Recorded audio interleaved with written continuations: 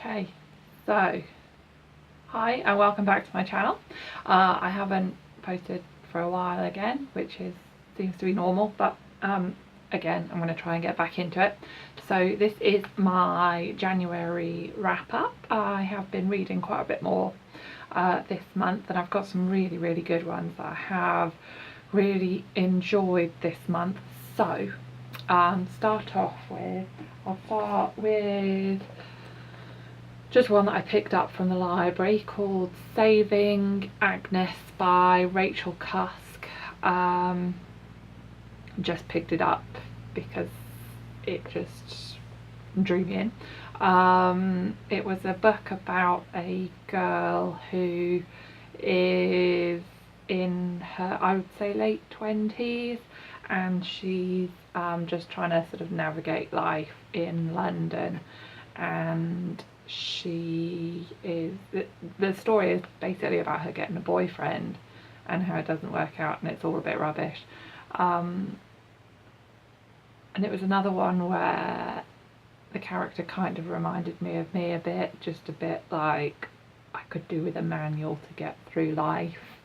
But it was funny, it was a cute story, and it was also, I was reading it and thinking, this sounds very sort of simple and before Facebooky, and then I looked when it was written and it was 1993, so that kind of made sense, that it just seemed like a different world, and it was weird that I could pick that up in a book. But yeah, it was written in 1993, and it just seems so different to the world we live in now, which is kind of sad, but that one's alright. Next one I read was Everything That Remains, and that is by the Minimalists, who have got a documentary out on Netflix, which I watched and loved, and then a friend has borrowed me this, which is the sort of companion book that goes with it. It's really good. It's written in, so the main writer writes it normally in the book, and then at the back, the second person has written almost like an appendix. So there's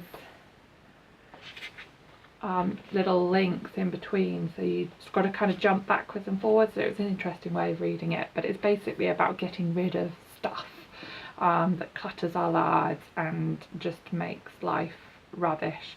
And it is true that we do sort of cling on to things that we don't need to cling on to, physical things that are just horrible, and we collect these things and we think that we have to work all the hours under the sun to buy these things. And it's something I've realised over the last couple of months, years, that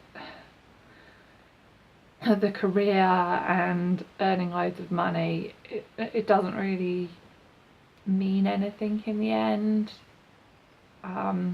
It's the relationships we have and the love we feel between each other, and I know that sounds a bit sort of flowery and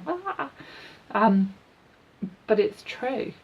And it has started to make me think, okay, I'm going to start getting rid of some stuff. So even if I take it down to the charity shop or do a car boot sale, or just get rid of some stuff and don't buy quite so much. I mean, I only really need 2 or 3 jumpers, 2 pairs of jeans, a couple of t-shirts. There's not a lot of stuff you need. But I have like a wardrobe full of stuff that I don't wear. I'm not even the type of person who wears loads of clothes, because I just don't go to places, so what's the point? And then there's all these electrical gadgets that you feel you have to have and you only use them once. I've got a camera sitting in a bag somewhere that I spent over £100 on, and I've used it once, and it does make me think that there is something in this, that I could be working less hours, or doing something less stressful, or there's all those things that I think are worth looking at to make your life better by having less stuff. So that was that one. Very good. This I loved. Eleanor Olaf is Completely Fine. It's about a girl, again in her late 20s, early 30s, who just doesn't seem to get life, living in London, and her whole life kind of almost falls to bits during the story, and she ends up going to therapy and talking about her problems for the first time in a long time. And again, that was something that was very close to my heart at the time, because I've been through some changes over the last year and a half, and I've had to I've gone to therapy, and it's helped me. And I know it seems a bit of an extravagant thing to do, and that it's all very American, but there's something in it. It really works. And this book kind of explores that, and it explores how we suppress memories and things that are bad in our past, and how we deal with them, and sometimes how the ways we deal with them are just rubbish ways of dealing with them. But this was funny, and the girl who's the main character is almost kind of, I would say she's on the spectrum of people who are a bit autistic. She doesn't kind of understand human emotions, and that adds for quite a bit of humour in the book. But it's called Eleanor Olaf is Completely Fine, and it's by Gail Honeyman, and it was excellent. Highly recommend it. My last book is Recovery, Freedom from Our Addictions by Russell Brand, and again, this is something that's quite close to my heart, and I did want to kind of see his take on it. I've never been a huge fan of his, but the whole book is set out in like 12 chapters, so it's the 12 steps that you would do in lots of different groups that use a 12-step program, like AA and NA and CA. It's all the same for every group that a person may go to, and it draws on some of his personal experience, and it also gives you some more kind of practical advice. There is a section in the back that's kind of just talks you through each step in bullet points as well, so you can kind of go through it at the end. But I did find it helpful, the psychology of it. It taught me to be a little less angry at times and a little more forgiving, and I think that whether you have an addiction or not, a 12-step program is kind of a good thing, because it teaches you some compassion and humility, and it teaches you to be a nice person to other people and to yourself. So I don't think it's a bad thing for people who haven't suffered from an addiction to read this. And you know, an addiction can be anything. It can be just buying too much on Amazon.